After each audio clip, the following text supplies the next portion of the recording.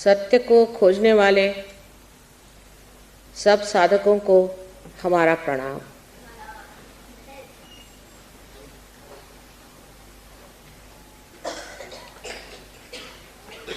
आज का मधुर संगीत आज के विषय से बहुत संबंधित, जिसके लिए मैं देबू चौधरी को बहुत बहुत धन्यवाद देती हूँ।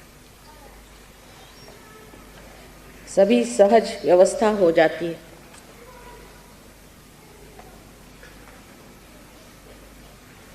और आज संगीत में जो आपने 12 स्वरों का खेल देखा,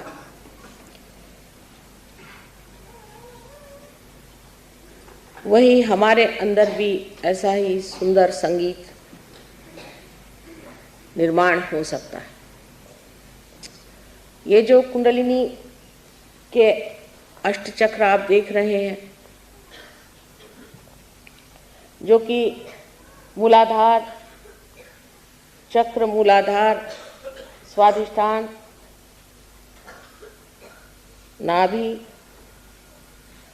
हृदय, विशुद्धि, आज्ञा और सहस्त्रार, इसके अलावा हमारे अंदर सूर्य और चंद्र के भी चक्र हैं। इसी प्रकार ब्रह्मरंध्र को छेदने बाद भी 3 और चक्र हमारे अंदर कार्य करते हैं, जिसे हम अर्धबिंदु, बिंदु और वलय कहते हैं। ये सारे हमारे अंदर स्वर हैं। जैसे अगर सा से शुरू करें तो 7 स्वर सा रे ग म प ध नी, सहस्त्रार पे नी जाकर के पहुंचता है।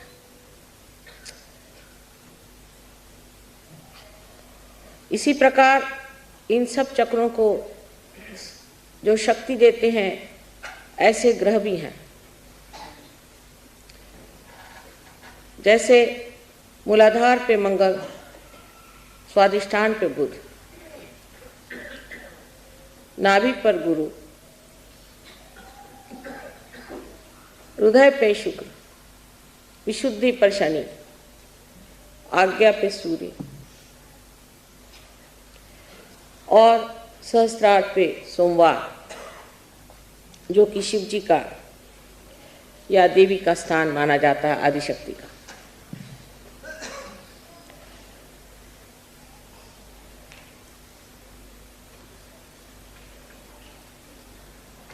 इसी प्रकार हमारे नवग्रह भी इन चक्रों पर वास करते हैं। इसका मतलब यह है कि जो कुछ भी ओंकार श्री गणेश से प्रणीत है, वो सारा ही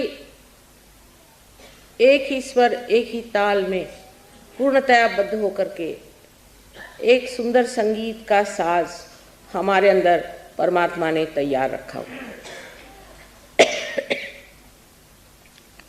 इसको छेड़ने के लिए ही कुंडलिनी कार्यान्वित होती है। जब कुंडलिनी इन चक्रों को छेदती हुई ब्रह्मरंध्र तक पहुंचती है, उसके उत्थान से हर चक्र में न जाने कितनी ही गतिविधियां हो जाती हैं। बहुत से लोग सोचते हैं और कहते हैं आप, और इनके फल भी हो जाते हैं अपने आप। ये ऋतम भरा प्रज्ञा जिसने इस सृष्टि को पूरी तरह से आशीर्वादित किया है, वो ये सारे जीवंत कार्य हर क्षण हर पल करती रहती है। इतना ही नहीं, इसका चयन इतना अद्वितीय है कि उसका अनुमान हम अपने मानवीय बुद्धि से नहीं लगा सकते। माने एक आम के पेड़ में सिर्फ आम ही लग सकता, एक हिंदुस्तानी के घर हिंदुस्तानी ही पैदा होता है। मेरा मतलब ये नहीं कि हिंदुस्तानी से है कि वो कोई ब्रांड लेके आता है, लेकिन उसकी शक्ल सूरत से आप जानते हैं कि हिंदुस्तानी। ये जो चयन है, ये जो चॉइसेस है, ये कितने गहन और कितने गणित से बने हुए हैं कि उसका अंदाजा हमारे दिमाग में आ ही नहीं सकता।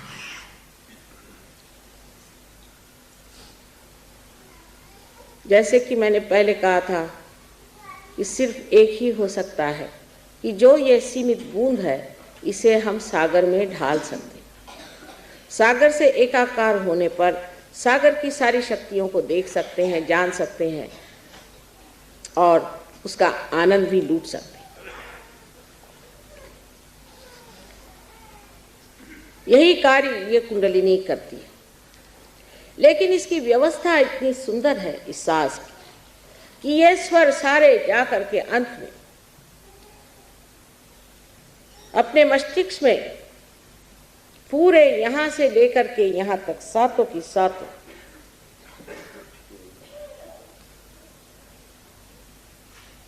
जिन्हें कि हम कहते हैं चक्रों के पीठ, पूरी तरह से कार्य में संलग्न होते हैं। ये 7 चक्र जो हम नीचे देखते हैं उनके पीठ हमारे मस्तिष्क के, यहाँ से शुरुआत करिए या यहाँ से शुरुआत करिए तो मूलाधार आदि सब करते हुए यहाँ आपके हृदय चक्र, और हृदय के बाद यहाँ तक आप आज्ञा चक्र पे आ जाते हैं और यहाँ विशुद्धि चक्र है।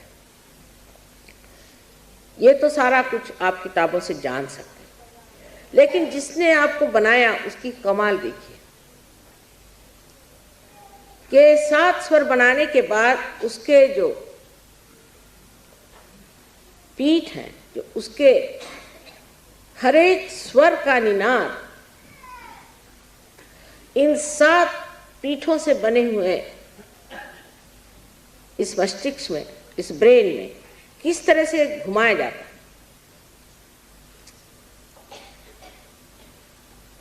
उसकी जो शक्ति है उसको किस तरह से एक सुंदर सुगठित तालबद्ध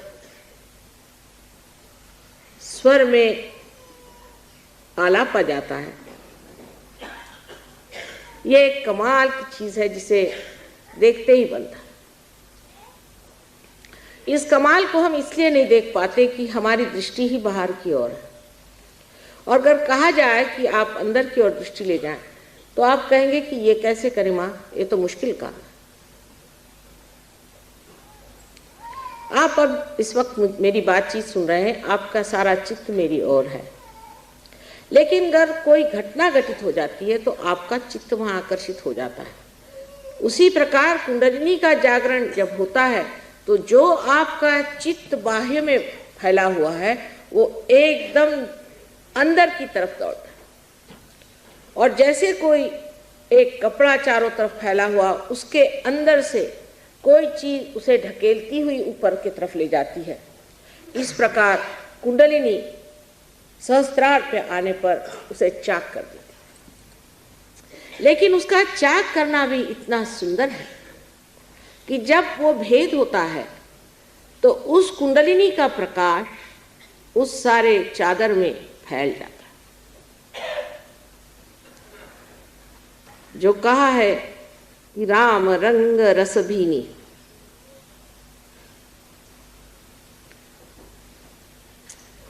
वो चदरिया जो कि हमारे चित्त की है उसमें सत्य का प्रकाश फैल जाता है।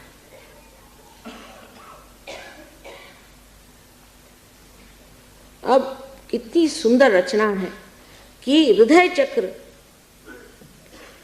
बराबर यहाँ बीचों बीच है जहां पर कि हमारा ब्रह्मरंध्र छेदन होता है। ब्रह्मरंध्र का छेदन उस जगह है जहाँ हमारा हृदय। इसका मतलब ये है कि हमारे हृदय में जब तक परमात्मा को पाने की इच्छा नहीं होगी तब तक ये भेदन ठीक नहीं हो सकता। सारा काम हृदय का है, ये समझने की बात। आप लोगों ने बुद्धि से मेरी बात समझ ली है, बुद्धि से समझने की बात ठीक, लेकिन जब तक ये हृदय से संचारित नहीं होगी, जब तक ये हृदय से सर्कुलेट नहीं होगी, तब तक हमारे अंग अंग में ये बसने वाली चीज नहीं है, क्योंकि हृदय में ही हमारे आत्मा का स्थान है।